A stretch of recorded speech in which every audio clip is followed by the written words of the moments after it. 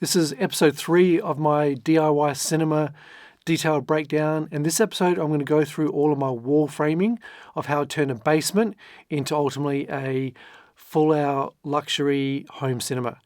I've got a lot of video that I took back at the time, so I'm going to play through that. We'll speed up some of the footage and show you some of the important elements of each of the wall and ceiling construction techniques we used. And where it all started from really was the delivery of all the timber. We had a huge amount of timber which was all coming in at once for the whole room, and it was craned off the back of a truck, had all the pine MGP 10s and some OSB, which is going to be for the riser, and there's also tons of plywood, which is going to be for the back and front sections of all the walls. So everything we did inside the room, we had everything just battery powered. We had a miter saw down here. We're cutting all the timber to length and then laying it out in the directions of how all the frame was going to be then assembled. So there's a lot of space to work from down here, but at the same time, when you're starting to lay out all these massive walls on the floor, it pretty much took up all the space you're working from. So it got a little bit cramped at times, but just working on one element at a time was the way we worked around it. So there's been 3 days worth of work so far down in the cellar. We've got the framings all marked out from the side. The stairs are in and we've now got access, and we're starting to work on putting together the side frames, which will then stand up in place and put the insulation in.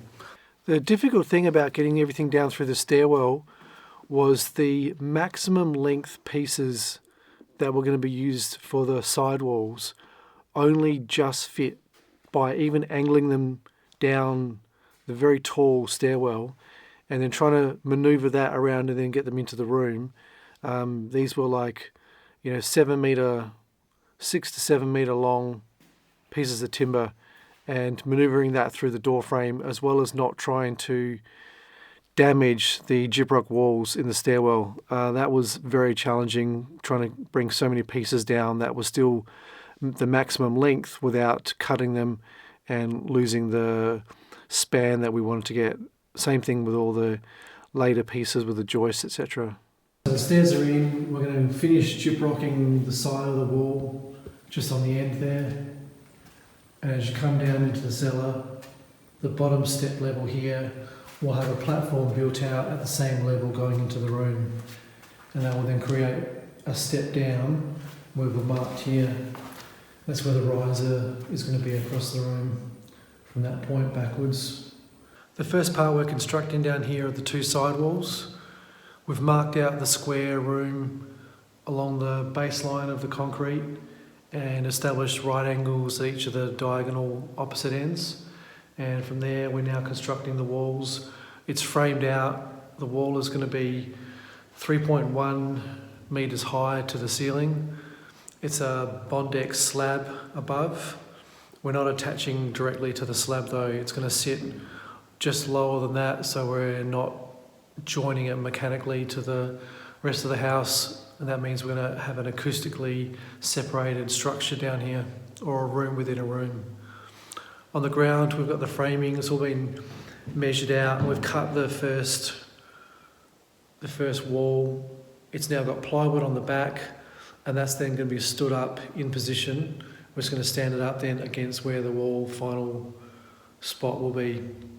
So there's about a day and a half in getting all the framing of the sides up, getting all the timber cut and carried down into the cellar.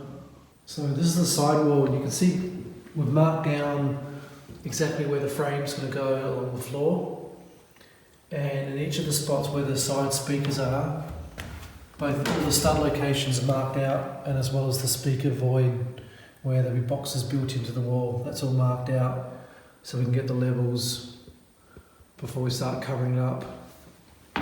The rear of the room at the moment is already been gyprocked, but we're going to pull that off and put through a better sound acoustic insulation bat into there. And then we're also going to use an acoustic gyprock. The other thing we've already got built in is the location where the door is going to go into the equipment room. We've got to make it a higher void. It will end up being probably 2.2 metres high, something like that. but it's in this side corner, and through the back there, the area back here is under some stairs. And we ended up putting insulation underneath the stairs as well, just to completely seal off any sound that might escape through any part of the room downstairs, which is complete overkill, of course. So the frame has been created, and then one side of it has been completely covered in plywood. From memory, it might have been 12mm ply, and that was done so that we can then flip that back up, and then once it's actually in place, the second lot of plywood's going to be attached to the other side of it. So we did that so we could completely seal off the back. We're going to later on cut through into that for the speaker voids on the sidewalls, and then we'll stand it, flip it back over, and then attach the plywood to the other side. And I'll just go through and mark out all my plywood pieces as we cut them, and then start installing it in place. Everything's just nail gunned in for that. So that wall is now ready to stand up, and at that point we now need to work out how we're going to do it. There's all waterproofing treatment on the bottom of it, and then you can see the termite protection on the sidewall, and then the black line is where we're going to stand it up, and it's going to be lined up directly on that on the inside. And the way that we tried to stand these walls up was just really trying to just leverage them up and keep getting a little bit higher, sliding something under it, keep getting a little bit higher. There's so much plywood on here, and as well as the framing, that it was enormously heavy. It was so difficult to do it. I'm working with carpenter Chris, who was amazing in the job, and we just keep inching it forward a little bit further each time, up to the point where then we ran out of the leverage and we had to then stand it up in the final section, and boy oh boy, it was heavy. Just keeping trying to have some other pieces of timber to hold it so that it couldn't fall. So we just wedged one into place. As soon as we could get it to a certain point, we just had a couple of points along the length of the wall where we could wedge something into so that it had at least the ability to offer some support while we're then trying to push further. It was slow going. Once that was in place, there was good news, bad news. Good news was that's done. The bad news is we're still going to do one other wall. Same thing. Now, there's nothing holding it up at this point in time other than just the pieces that are diagonally bracing it. And we needed to try to pull it back into aligning with the exact corner so that it could fit underneath that concrete that had been cut away towards the top. And just sliding that just the smallest bit was incredibly difficult. Now we start getting the frame ready for the second wall. Got to repeat the same exercise over. And even just getting the framing up, just to start seeing that this is not just a dungeon looking room anymore, but it was actually starting to get a look of, all right, we're going to establish a room in here. That was really exciting. You see I've even marked out S's on the side where the speaker locations are going to be, and obviously they're positioned based on the plans that I've done so that they were going to be in that void, so we can cut through the back of that to just pop the back of the speaker out if need be. And I've got another video which all the plans for all of this I went through in a lot of detail if you want to see how we came up with all the dimensions and how the layout of even doing things like all the studs so that it wasn't going to conflict with the speaker locations. Air conditioning ducting at that stage was just hanging down into the room, as well as all the power for the circuits that's going to be wired back later on. But there's no power down here at the moment. We're just operating on extension cords running back up to the distribution board upstairs.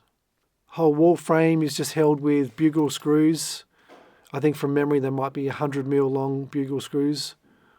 We bought packets and packets of those things. We went through so many. I would always err on the side of putting more fixings into something that you need. And with a lot of these we're using bugle screws rather than just nailing it with a nail gun. So the structure was meant to carry and support a lot of weight, and we weren't taking any chances with any of it.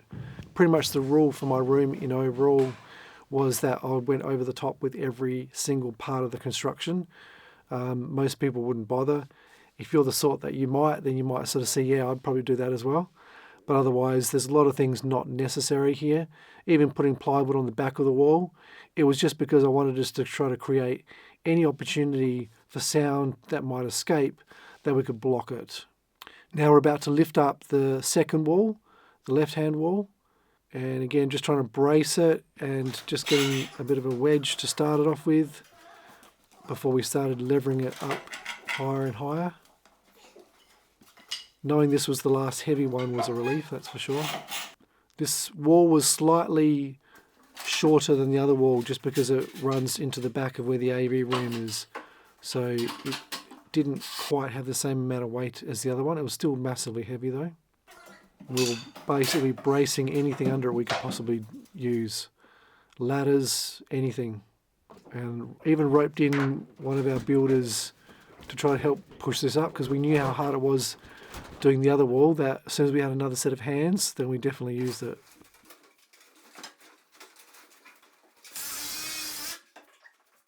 Then we slid the wall back into its final place, butting back to the rear of the room. Just made all the final adjustments so that we knew it had the alignment exactly, that the room was going to be completely square and all the corners were going to be aligning at the right spots. And that was one relief. So the sidewalls were in place, and then we start working on what's essentially going to be the baffle wall. And this wall is all done dimensionally to house the void for the KRIX MX40 system. So knowing the exact dimensions of that means that I've got the height of where the base section needs to come up to, as well as knowing what we've got to frame out around that void. So now that very rear of the baffle wall, that frame is going up, and that allows us now to have a connection between the sidewalls so that at least they're not going to go anywhere, but we've also now got the front corners of the room starting to align into one whole unit. So whilst the back of the baffle wall is quite a simple, just normal frame with studs and noggins, the front of it is where you can start seeing the dimensions of the area that's going to frame out around the void for the wall of sound system. Now we're lifting up the front of the baffle wall into place. And you notice I've used some really wide pieces of timber the other side of the void. And the reason that was I wanted a space to be able to mount a guide rail for the masking system that's going to be on the side of the screen.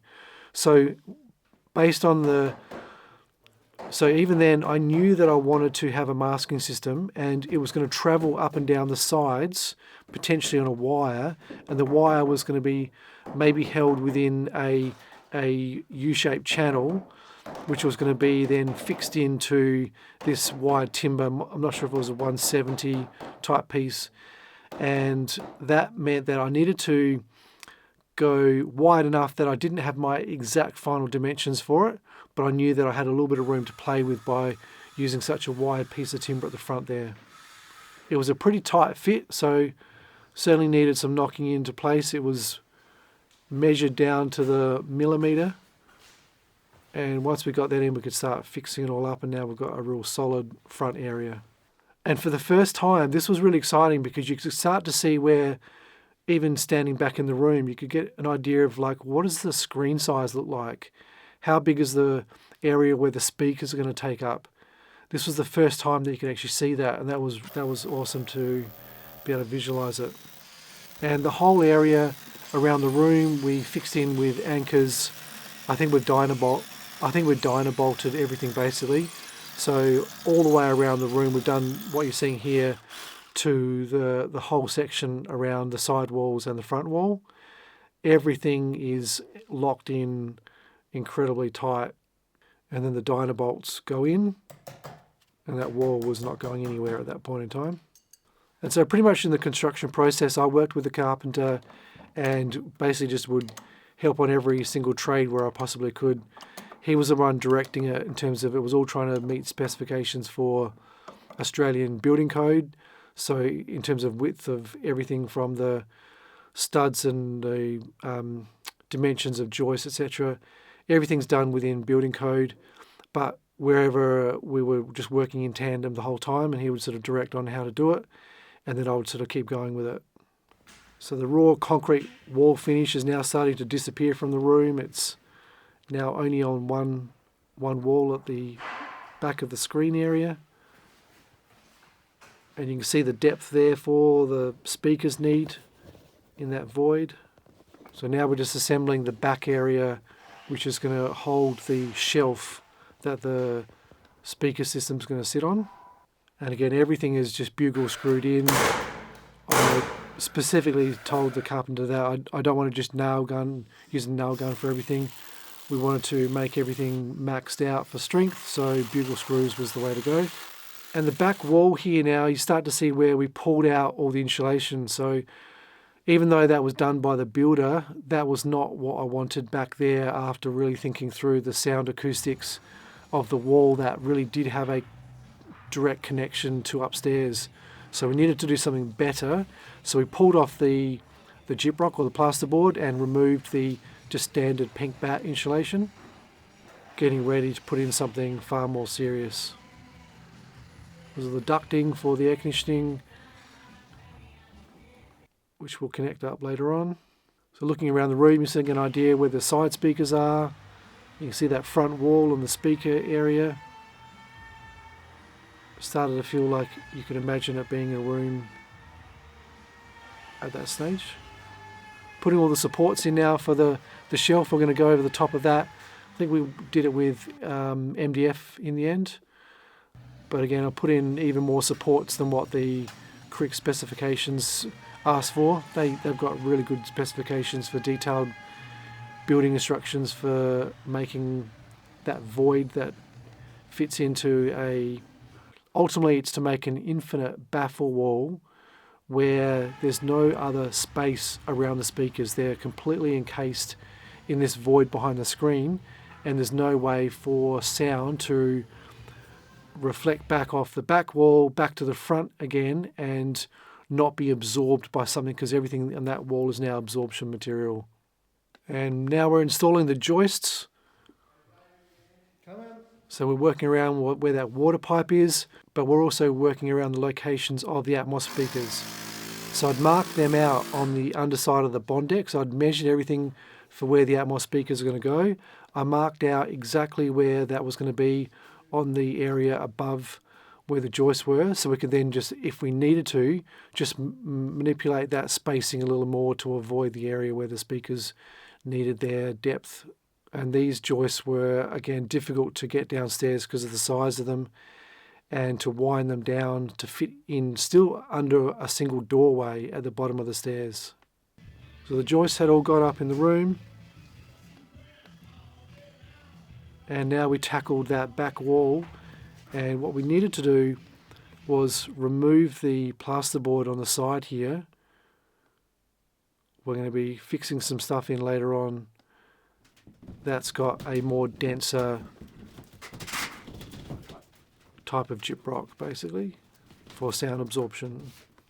The whole time we were using the laser level around the room, you've probably seen, and especially now for the back wall, we're going to put some resilient channels along the back of those studs, and that's going to be so we can now separate and isolate the gyprock or the sound check product. That's the thicker gyprock. We're going to isolate that off the back wall, and you'll see in a minute how we're going to do that.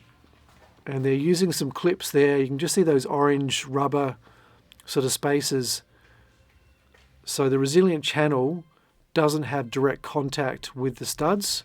They've got that little orange spacer in between, and because of that, it's going to prevent sound from being able to have, especially for bass, reverberations that are transferring up through the structure of the room.